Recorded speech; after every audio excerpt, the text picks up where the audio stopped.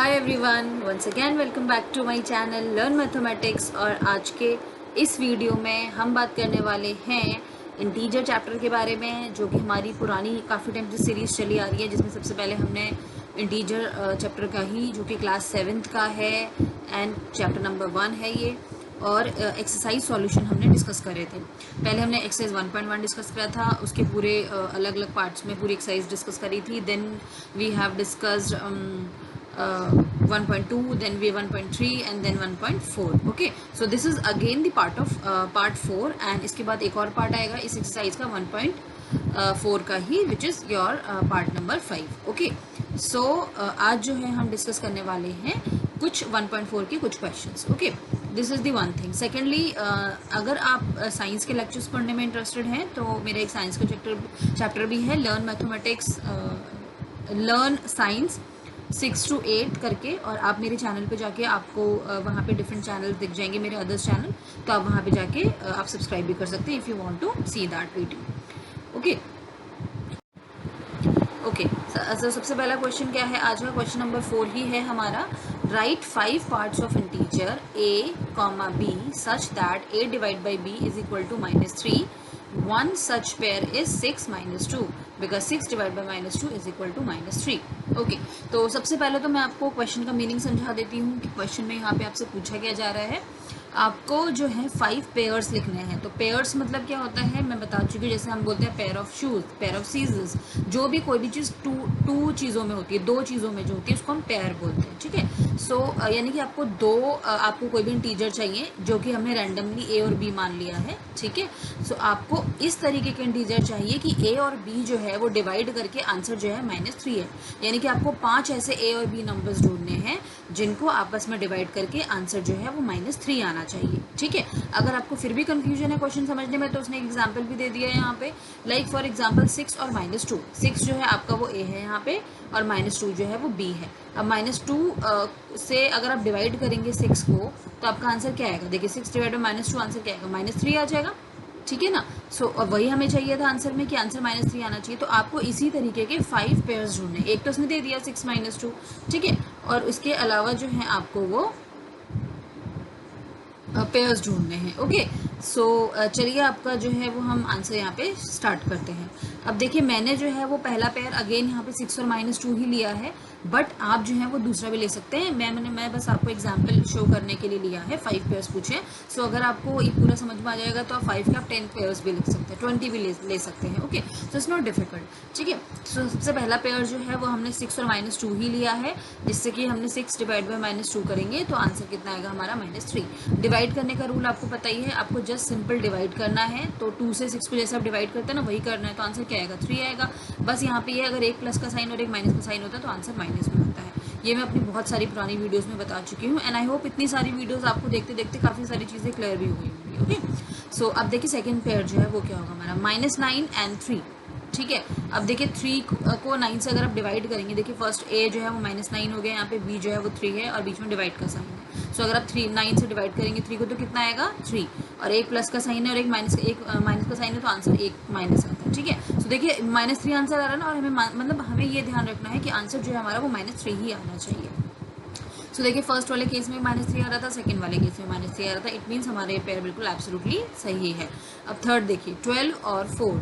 ठीक है, अब देखिए 12 को यहाँ पे डिवाइड करेंगे हम -4 से तो अगेन आंसर मेरा -3 आएगा. फिर वो ये बस देखिए माइनस का मतलब ही क्या होता है? माइनस आता ही कब है? जब आपका एक नंबर जो है वो प्लस का साइन का होता है और एक माइनस का होता है. और यहाँ पे तो आपको बस यही ध्यान रखना है माइंड में कि आप एक प्लस का साइन ले लीजिए, प्लस का नंबर ले लीजिए, एक माइनस का नंबर ले लीजिए, तो आपका आंसर माइनस हो जाएगा. बाकी डिवाइड करना तो आप बहुत ईजिली जानते हैं, ये छोटी क्लासेस में ही सिखा दिया जाता है सभी बच्चों को. ठीक है, सो 12 को हमने डिवाइड किया -4 से तो आंसर है हमारा -3, यानी कि third pair is your 12 and -4. ठीक है, और फोर्थ पेयर जो होगा वो 15 एंड 5 है. अगेन यहाँ पे 15 ए हो गया, बी जो है वो 5 है आपका. 15 को डिवाइड करेंगे 5 से तो फिर से माइनस कितना आएगा हमारा? -3. ठीक है, और लास्ट पेयर जो है वो है 18 और -6 का. A is your 18 and B is your -6. उसको हमने डिवाइड किया तो आंसर आया -3. सो देखिए हमारे सारे के सारे पांचों पेयर्स में जो है वो आंसर हमारा आया है -3 -3 -3. ठीक है, और यही हमें चाहिए था, यही कंडीशन थी कि आपको कोई ऐसे दो नंबर्स चाहिए थे, पेयर्स चाहिए थे, ऐसे दो नंबर्स के साथ ऐसा पेयर्स चाहिए था, 5 पेयर्स जिनका आंसर जो है वो -3 आएगा. ओके, सो देयरफॉर 5 पेयर्स जो हैं वो आपके क्या हैं यहाँ पे 6 और -2 पहला पेयर है ये। सेकंड पेयर जो है वो -9 और 3 है। थर्ड पेयर जो है वो 12 और -4 है। Fourth pair is your -15 and 5 and fifth pair is your 18 and -6। ठीक है, सबसे हमने डिवाइड करके मैंने आपको दिखाया ऊपर, तो आपका आंसर सब में -3 आ रहा है और यही हमें कंडीशन फुलफिल करनी थी। ठीक है, सो इस तरीके से हमने क्वेश्चन नंबर 4 सॉल्व किया, जो कि बहुत बहुत ईजी था, कुछ भी नहीं था। एंड मैं बार बार ये चीज़ें बोल रही हूँ कि जिसने पुरानी सारी सीरीज देखी होंगी उसके लिए तो एकदम आई थिंक कुछ मिनट्स में ही सॉल्व हो जाएगी question, 1 to 2 minute, it will hardly take 1 to 2 minute. ठीक है, और जब तक आपको चीज़ें नहीं समझ में आती आपको लगता है कि पता नहीं कितना ज़्यादा डिफिकल्ट है ये। ओके, और मैं आपको एक चीज़ बता दूं कि इंटीजर चैप्टर का पूरा जो है वो एक्सप्लेनेशन भी मेरे चैनल पे ऑलरेडी अपलोडेड है। आपको उसका लिंक डिस्क्रिप्शन बॉक्स में दे दूंगी मैं, या फिर आई बटन में मिल जाएगा। और उस या फिर आपको जो है अगर मैं वहाँ पे नहीं दे पाई तो मैं जो है आप जो है मेरे चैनल की प्लेलिस्ट में जाके क्लास 7th की प्लेलिस्ट में जाके आपको सारे जो जितनी भी मैंने वीडियोस डाली हैं क्लास 7 से रिलेटेड आपको सारी वहाँ से मिल जाएंगी। सो आपको इससे ये फ़ायदा होगा प्लेलिस्ट में आके कि आपको इंडिविजुअली अलग अलग जाने में ज़रूरत नहीं पड़ेगी, आपको जो मन है वहाँ पे जाके आप देख सकते हैं। सो आई थिंक कि आप वो चैप्टर एक्सप्लेनेशन ज़रूर कर लीजिए, क्योंकि आपको चैप्टर एक्सप्लेनेशन समझ में आ जाएगा, उसके बाद क्वेश्चन आंसर यहाँ से समझ में आ जाएंगे, तो आपका पूरा चैप्टर थॉरली हो जाएगा और एग्जाम में आपको बिल्कुल भी प्रॉब्लम नहीं होगी। और जितने भी बच्चों को मैथ्स का फोबिया है वो भी बिल्कुल निकल जाएगा। आई होप बिल्कुल आपको कोई भी प्रॉब्लम नहीं होगी। अब चलिए चलते हैं next question. Okay, question number 5। The temperature at 12 noon was 10 degrees Celsius above zero. If it decreased at the rate of 2 degrees Celsius per hour until midnight, at what time would the temperature be 8 degrees Celsius below zero? And what would be the temperature at midnight? ठीक है, सो सबसे पहले मैं question का meaning समझा देती हूँ। The temperature at 12 नून यानी कि 12 बजे जो है वो टेम्परेचर 10 डिग्री सेल्सियस था, अबव जीरो, जीरो से अबव है ना। Okay, if it decrease at the rate of 2 degree Celsius per hour, यानी कि वो क्या हुआ, देखिए 12 बजे नून, नून क्या होता है, दिन के 12 बजे। ठीक है, सो दिन के 12 बजे था वो 10 डिग्री सेल्सियस था। ठीक है, अब क्या हुआ कि अब वो क्या कर रहा है, हर घंटे जो है ना वो 2 डिग्री सेल्सियस के हिसाब से कम होता जा रहा है। ये तो आपको भी पता है कि दिन में हमारा टेम्परेचर हमेशा ज़्यादा रहता है और जैसे जैसे शाम होती रहती है ठंड बढ़ती जाती है तो टेम्परेचर हमारा डिक्रीज होता रहता है। तो वही चीज़ यहाँ पे हो रही है कि हर घंटे जो है वो 2 डिग्री सेल्सियस कम होता जा रहा है। लाइक मान लीजिए आपका 10 बजे जो है वो आपका 12 बजे टेम्परेचर अगर आपका 10 है तो 1 बजे कितना टेम्परेचर हो जाएगा, 2 डिग्री सेल्सियस कम कर दीजिए, 8 हो जाएगा। ठीक है, इसी तरीके से हमें क्वेश्चन भी सॉल्व करना है। सो ये 2-2 डिग्री सेल्सियस कम होता गया, कब तक, मिडनाइट तक। मिडनाइट कब होती है, रात के 12 बजे तक। ठीक है, सो उसके बाद क्या हुआ, एट व्हाट टाइम, अब हमसे क्वेश्चन पूछा जा रहा है at what time would the temperature भी 8 degree Celsius below zero. So below zero, zero से नीचे 8 डिग्री सेल्सियस कब रहेगा आपका टेम्परेचर, फर्स्ट क्वेश्चन तो ये है आपका। और what would be the temperature at midnight, तो रात के, क्योंकि 2-2 डिग्री सेल्सियस कम कम करके जाके हम बता देंगे कि रात के आपका जो है वो 12 डिग्री सेल्सियस पे क्या तापमान रहेगा, क्या आपका टेम्परेचर रहेगा। तो 2 क्वेश्चन है यहाँ पे, पहला तो कि 8 डिग्री सेल्सियस कब रहेगा, बिलो जीरो मतलब समझ रहे हैं आपकी जीरो से कम। जीरो से कम में आपको बताइए इंटीजर में क्या होता है, नेगेटिव में वैल्यूज आती है, यानी कि इन सीधे सीधे अगर मैं वर्ड्स में आपको कहूँ तो आपको -8 टेम्परेचर चाहिए, वो कब होगा आपको वो टाइम बताना है। ठीक है, व्हाट टाइम पूछा है ना, तो वो टाइम बताना है आपको कि कब -8 डिग्री सेल्सियस होगा। अब देखिए यहाँ पे कंफ्यूज करने के लिए आपको 8 डिग्री सेल्सियस प्लस का दे दिया, आप सोचेंगे अरे प्लस का 8 डिग्री सेल्सियस, आप आंसर लिख के आ जाएंगे। ठीक है, बट यहाँ पे आप क्वेश्चन को पूरा पढ़िए, बिलो जीरो, बिलो जीरो से मतलब जीरो से नीचे, और जीरो से नीचे हम जानते हैं कि नेगेटिव वैल्यूज होती हैं, जीरो से ऊपर प्लस में वैल्यूज होती हैं। तो यानी कि आपको -8 डिग्री सेल्सियस टेम्परेचर जब तक नहीं आता तब तक आपको कैलकुलेट करना है। ठीक है, so first part is this, और सेकेंड पार्ट जो है वो आपको रात के 12 बजे कितना टेम्परेचर रहेगा, ये वाली चीज़ है। ठीक है, सो क्वेश्चन आई होप कि मैंने बहुत अच्छे से आपको समझा दिया, मैंने पूरी कोशिश करी है क्वेश्चन को समझाने की। अब हम इसके सॉल्यूशन करते हैं। अब देखिए टेम्परेचर एट 12 नून, सबसे पहले तो जो चीज़ें गिवन है वो लिख लेते हैं। तो 12 बजे कितना टेम्परेचर था, 10 डिग्री सेल्सियस था, अबव जीरो। अबव जीरो का मतलब क्या हुआ, 10 डिग्री सेल्सियस ही हुआ ना, जो कि मैंने अभी आपको समझाया वही हमने लिख दिया है यहाँ पे। Decrease at the rate of 2 degree Celsius per hour, 2 degree Celsius के रेट से नीचे डिक्रीज हो रही है। अब डिक्रीज हो रहा है भाई, तो इसका मतलब क्या होगा, माइनस में, क्योंकि ये चैप्टर ही पूरा इंटीजर है तो यहाँ पे हम जितने भी नंबर्स हैं वो प्लस या माइनस के फॉर्म में हम बात करेंगे। सो डिक्रीज हो रहा है इसलिए -2 ले लिया। ठीक है, पर आर के हिसाब से। तो ये तो हो गई गिवन में जो क्वेश्चन है।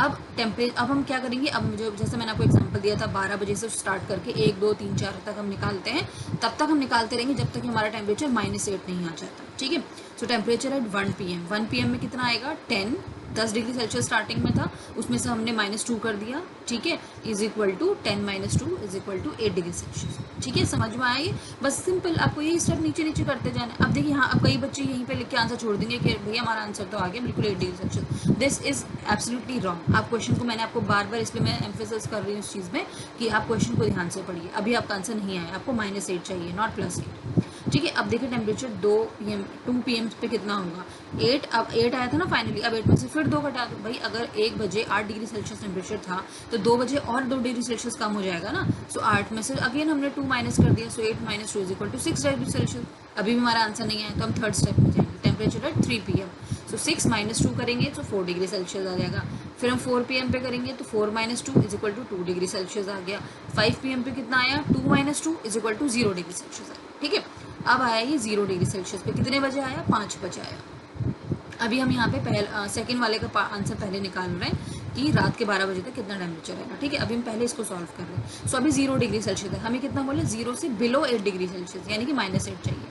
सो अब -8 कब आएगा मेरा, टेम्परेचर एट 6 PM में कितना होगा, 0 - 2। ऑफकोर्स मैं तो 2 माइनस करते जाऊंगी ना यहाँ पे, तो ये मत सोचिए अब 0 आ गया तो अब हम क्या माइनस करेंगे। भाई हमें तो पूछा गया, अब -2 करते जाइए, क्योंकि टेम्परेचर तो हम सब लोग जानते हैं कि नेगेटिव में भी होता है। तो 0 - 2 इज इक्वल टू कितना होगा, -2 डिग्री सेल्सियस। ठीक है, टेम्परेचर एट 7 PM कितना होगा, -2 - 2। अब आपको पता है कि माइनस माइनस जब भी 2 वैल्यूज होती है तो वो क्या हो जाती है, प्लस हो जाती है, और आंसर माइनस का आता है। तो -2 ऑलरेडी पहले से यहाँ पे था और -2 हमें करना था, तो -2 - 2 कितना हुआ, -4 डिग्री सेल्सियस।